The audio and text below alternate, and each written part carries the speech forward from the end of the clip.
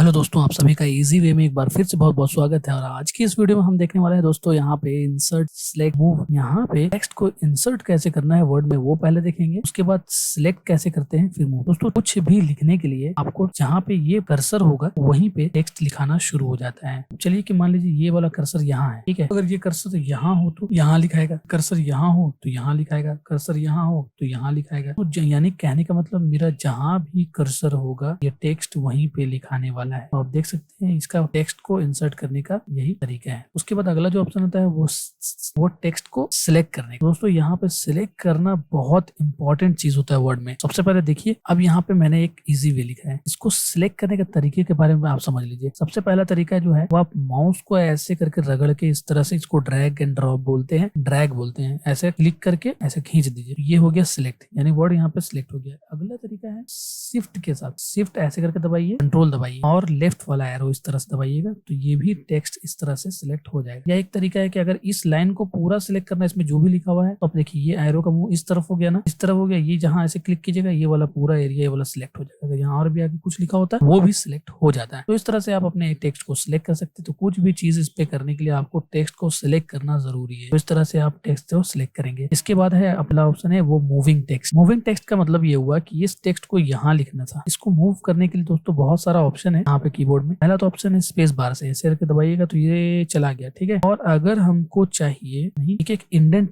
आगे बढ़ाना है तो ये टैब का ऑप्शन है आपके पास कीबोर्ड में। देखिए एक जगह TAB लिखा होगा टैब, उस पर ऐसे क्लिक करिएगा तो एक टैब ये आगे बढ़ेगा। इस तरह से आप टेक्स्ट को आप मूव कर सकते हैं। टेक्स्ट को नीचे लेकर जाना चाहते हैं तो इंटर का एक ऑप्शन होगा, इंटर का बटन, इंटर दबाइएगा तो उसको देखिए टेक्स्ट नीचे की तरफ जाएगा। अगर ऊपर की तरफ टेक्स्ट को लाना है तो यहाँ पे ऊपर की तरफ यानी बैक स्पेस आपको दबाना होगा। अगर यहाँ पे ऐसा टेक्स्ट रखा हुआ अब यहाँ पर से अगर आप मारेंगे तो ये यहाँ से सिर्फ ये वाला अलग होगा, यानी कर्सर जहाँ पे होगा वहीं से टेक्स्ट मूव। अगर कर्सर यहाँ पे रख देंगे टेक्स्ट यहीं से मूव होगा। यहाँ पे अगर इंटर मारेंगे तो यहीं से ये आगे बढ़ेगा और बैक स्पेस करेंगे तो यहीं से ये आगे बढ़ेगा। इसलिए हमको अगर इस वर्ड को हटाना है तो यहाँ इसके आगे में इस कर्सर को रख देंगे और रखने के बाद यहाँ से इंटर दबा देंगे तो एक नए लाइन में चला जाएगा। इसको अब इस तरफ आगे इस तरफ लेफ्ट की तरफ लेकर जाना है तो ये यहाँ पे टैब का ऑप्शन यूज कीजिए और यहाँ से आप इस तरह से इसको मूव करा सकते हैं। तो ये हो गया टेक्स्ट को मूव करने का आपके पास तरीका। इतने सारे तरीके से आप टेक्स्ट को मूव करा सकते हैं वर्ड में। इसके बाद जो अगला ऑप्शन आता है वो डिलीटिंग, कि यहाँ से आए बार बार टेक्स्ट को उठाकर इधर रखते हैं। देखिए अगर यहाँ से हम डिलीट करने खोजे ई को तो आपको डिलीट ऑप्शन जो कीबोर्ड में है उसको दबाएंगे तो ये डिलीट हो जाएगा। और अगर यहाँ से बीच में रखेंगे और बैक स्पेस के बटन जो है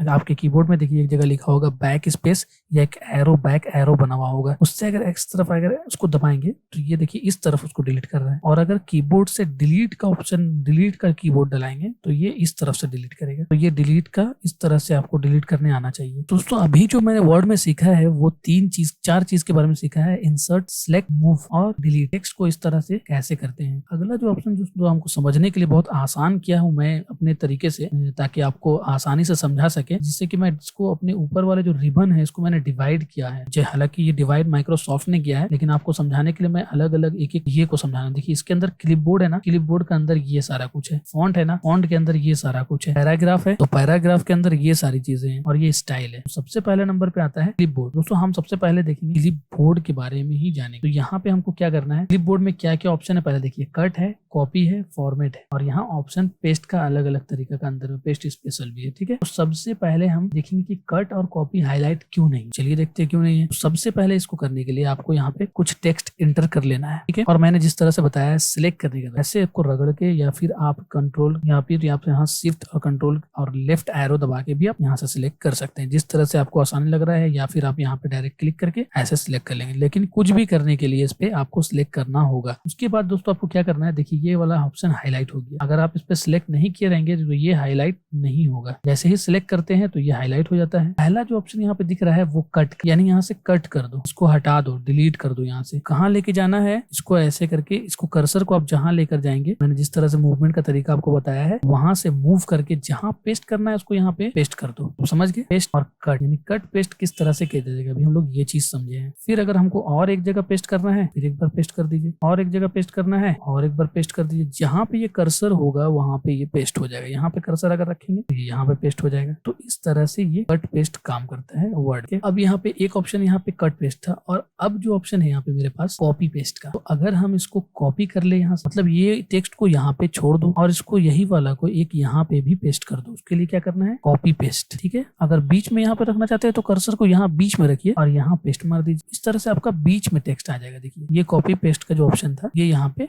बीच में ऑप्शन है। यहाँ पे अगर बीच में पेस्ट मारना चाहते हैं तो यहाँ बीच में पेस्ट कर दीजिए। ये हुआ कॉपी पेस्ट। या फिर जहाँ पे भी आपको लेके जाके यहाँ करना है वहाँ पेस्ट कर दीजिए। एंटर मारते मारते कर्सर को यहाँ लेके जाइए, टैब मारिए, यहाँ ले जाके पेस्ट कर दीजिए। ये हुआ, कर्सर को जहाँ रखेंगे वहाँ पे पेस्ट हो जाएगा। अब अगला ऑप्शन जो है फॉर्मेट प्रिंटर का है। दोस्तों फॉर्मेट प्रिंटर क्या करता है ना, जैसे मान लीजिए कि मैं यहाँ पे कोई टेक्स्ट लिखता हूँ, ठीक है, मैंने यहाँ पे एक टेक्स्ट लिखा इजी वे और इसको क्या किया हूँ मैं, बोल्ड कर दिया मैंने 22 नंबर। इसका जो फॉन्ट का जो साइज है 22 है, अभी मैं इसके बारे में बताने वाला हूँ। और इसका कलर जो है रेड है और इसका जो पीछे जो कलर है वो येलो है। ठीक है, अब मैं यहाँ पे एक अलग टेक्स्ट अपना लिख रहा हूँ इजी वे। मैं एक छोटा मोटा सा टेक्स्ट है और यहाँ पे इस तरह से लिखा हुआ है। अब हमको क्या है, इस तरह का टेक्स्ट जो यहाँ पे लिखा हुआ है, ये दो टेक्स्ट जो लिखा हुआ है इस तरह से हमको इसको भी बनाना है। तो अब क्या है, इसको आपको सिलेक्ट करना होगा, ये साइज देखना होगा कि ये 22 साइज है। तो यहाँ पे फॉर्मेट प्रिंटर आपका ये काम को आसान कर देता है। इस तरह से करने के लिए आपको किस तरह करना है, इसके जैसा है। तो यहाँ पे कर्सर आपको रख देना है और यहाँ से आपको फॉर्मेट प्रिंटर पे क्लिक करना है और यहाँ पे इस तरह से आपको ऐसे ये वाला पे क्लिक कर देना है, यानी